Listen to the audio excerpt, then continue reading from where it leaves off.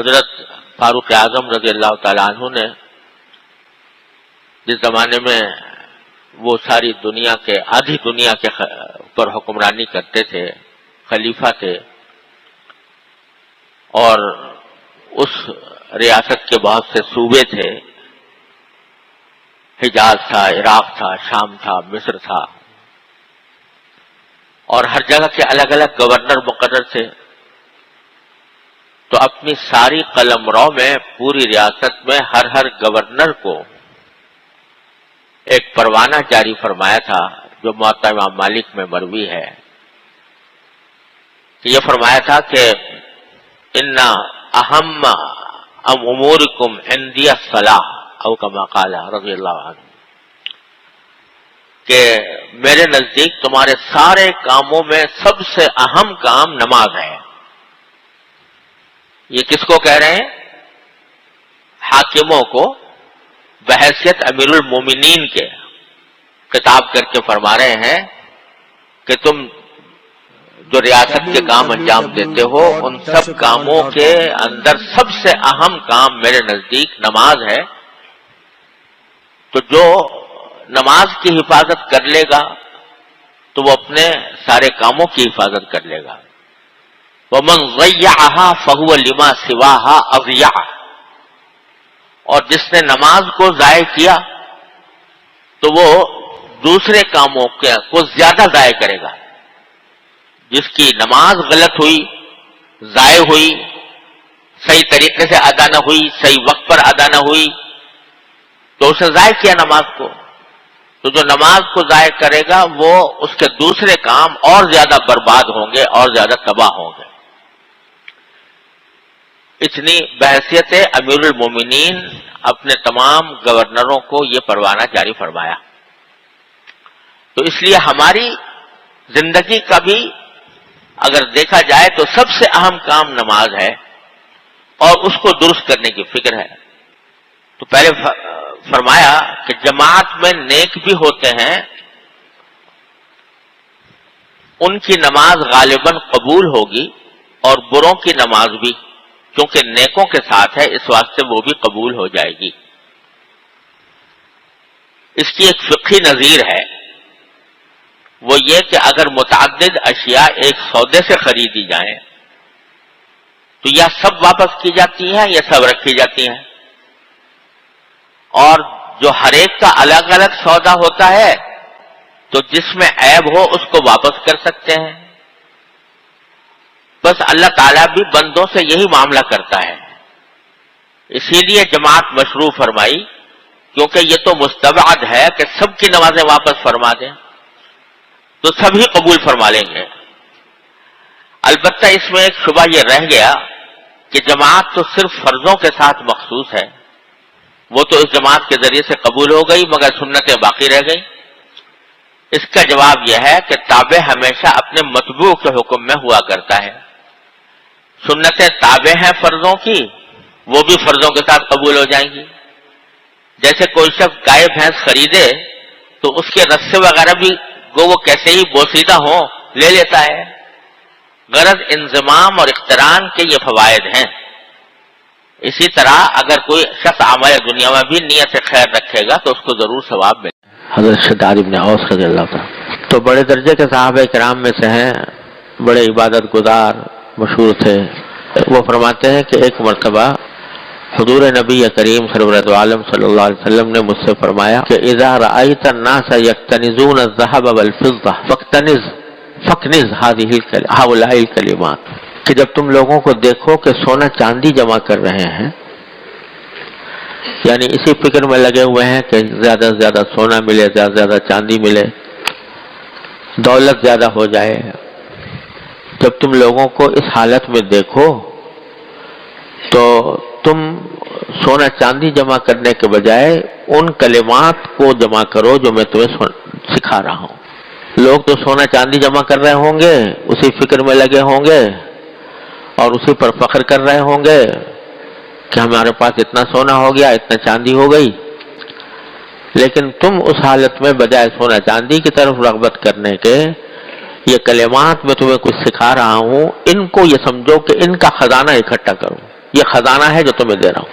کچھ کلمات سکھائے، دعا کے کلمات، اور ان کے بارے میں فرمایا کہ یہ خزانہ ہے جو تمہیں دے رہا ہوں، اس کو جمع کرو. اب آپ اندازہ لگائیے کہ جس چیز کو حضور نبی کریم سرورت عالم صلی اللہ علیہ وسلم خزانہ قرار دے رہے ہیں کہ سونے چاندی کے خزانے کے مقابلے میں یہ خزانہ بڑا زبردست ہے جو تمہیں دے رہا ہوں، اس کو اپنے پاس محفوظ رکھو. تو وہ کچھ دعائی یا کلمات ہیں جو نبی کریم صلی اللہ علیہ وسلم نے سکھائے. فرمایا وہ کلمات یہ ہیں کہ اللہم انی اسألوک الثبات فی الامر وعزیمت الرشد واسألوک شکر نعمتک وحسن عبادتک واسألوک لسانا صادقا وقلبا سلیما وخلقا مستقیما واسألوک من خیر ما تعلم واعوذ بک من شر ما تعلم انک انت علام الغیوب. یہ کلمات ہیں جو سکھائے حضور نبی کریم سرورت عالم صلی اللہ علیہ وسلم نے حضرت شداد ابن اوس کو، اور یہ فرمایا کہ یہ سونے چاندی کے خزانے سے زیادہ بہتر ہے کہ اس خزانے کو جمع کرو. کیا دعائیں ہیں؟ پہلی دعا یہ ہے کہ اللہم انی اسألوک الثبات فی الامر. اے اللہ، میں آپ سے تمام معاملات میں استقامت چاہتا ہوں، استقامت مانگتا ہوں. پہلی چیز جو مانگی اور اس کو خزانہ قرار دیا وہ یہ کہ میں آپ سے مانگتا ہوں استقامت، یعنی جو بھی اچھا کام ہو، جو بھی اچھی چیز ہو، جو بھی اچھا کام ہو، اس میں مجھے استقامت عطا فرما دیجئے کہ میں اس کو پابندی کے ساتھ ادا کروں اور کسی کے ڈرائے میں نہ آؤں، کسی کے دھمکائے میں نہ آؤں، کسی کے ہنسی مذاق اڑانے کی پرواہ نہ کروں اور وہ کام کرتا رہوں. یہ معنی ثبات فی الامر کا. بعض اوقات کسی کام کا شروع کرنا مشکل نہیں ہوتا. آدمی کسی جذبے میں آ کر کوئی کام شروع کر دیتا ہے، لیکن اس کام پر استقامت رکھنا کہ بس پھر پابندی سے کرے وہ آدمی، یہ مشکل ہوتا ہے. اس کی توفیق اللہ تعالیٰ سے مانگنی چاہیے. اے اللہ ہمیں استقامت کی توفیق عطا فرما. بہت سے لوگ ہوتے ہیں کہ کسی وقت جوش میں آ کر، جذبے میں آ کر کوئی اچھا کام شروع کر دیا، لیکن بعد میں کسی نے مذاق اڑا دیا، کسی نے کوئی ڈرا دھمکا دیا، کسی نے کوئی جملہ فقرہ چست کر دیا، اس میں جا کر پھر پھسل گئے، یا اور کسی کی کہنے میں نہیں، خود اپنے نفس اور شیطان کے بہکاوے میں شروع تو کر دیا، لیکن نفس نے بہکایا کہ بھئی یہ کون سا فرض ہے، واجب ہے، چلو نہیں کیا تو نہیں کیا. اس کے نتیجے میں آدمی جو ہے وہ پھسل جاتا ہے اور استقامت سے دور چلا جاتا ہے. تو حضور نبی کریم صلی اللہ علیہ وسلم نے یہ دعا سکھائی کہ اللہ تعالیٰ سے استقامت مانگو، کیونکہ تھوڑا عمل ہو لیکن استقامت کے ساتھ ہو تو وہ اللہ تبارک و تعالیٰ کے ہاں بڑا، اس کی بڑی قدر ہے اور وہ انسان کے لیے بڑا مفید ہوتا ہے. اور ایک مرتبہ میں زیادہ کر لیا اور دوسری مرتبہ میں چھوڑ دیا تو اس سے کچھ فائدہ نہیں ہوتا. فرمایا کہ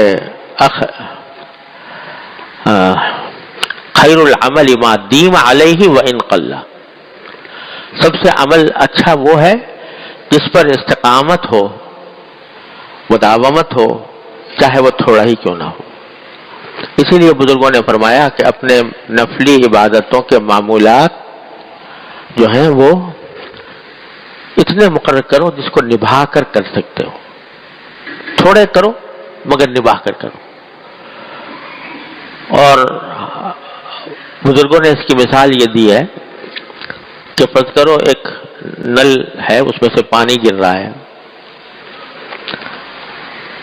اگر ایک ایک قطرہ بھی گر رہا ہو نل سے پانی اور نیچے پتھر رکھا ہو تو ایک مدت کے بعد اس پتھر کے اندر سوراخ کر دے گا وہ. حالانکہ چھوٹا سا قطرہ ہے لیکن مستقل گر رہا ہے، مستقل گر رہا ہے، گر رہا ہے، گر رہا ہے، گرتا جا رہا ہے. تو پتھر میں سوراخ کر دے گا. اور بہت تیز پریشر سے آپ نے پانی کھولا، اس طرح جتنا اس قطرے سے ہزاروں گنا زیادہ پانی بہا دیا، لیکن پتھر پر کچھ اثر نہیں ہوگا.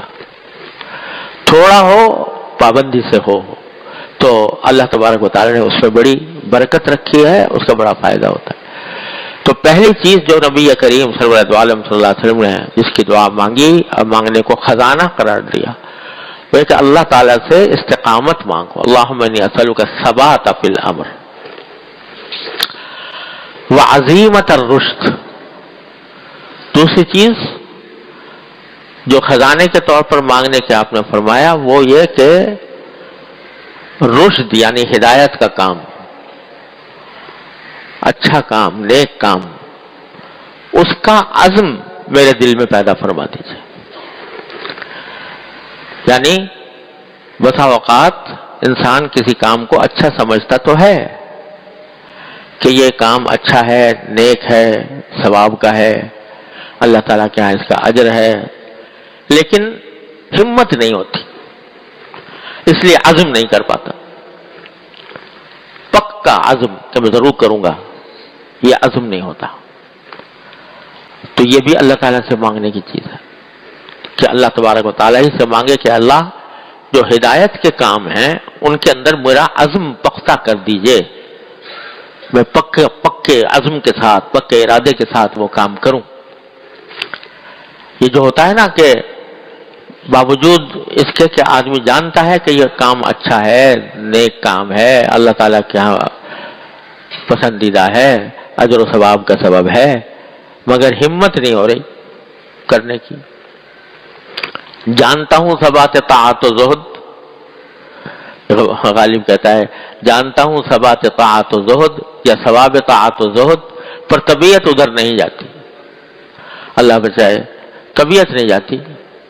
جانتا ہوں کہ اس کا ثواب ملے گا، جانتا ہوں کہ اس میں خیر ہے، بھلائی ہے، مگر طبیعت نہیں جاتی. تو جب آدمی طبیعت کا غلام بن جاتا ہے کہ جو طبیعت میں چاہے گی وہ کروں گا، جو طبیعت نہیں چاہے گی نہیں کروں گا، تو پھر وہ غلام طبیعت کا ہو جاتا ہے، اللہ کا بندہ نہیں رہتا. اللہ کا بندہ وہ ہے جو اللہ تبارک و تعالیٰ کی پکار پر لبیک کہے.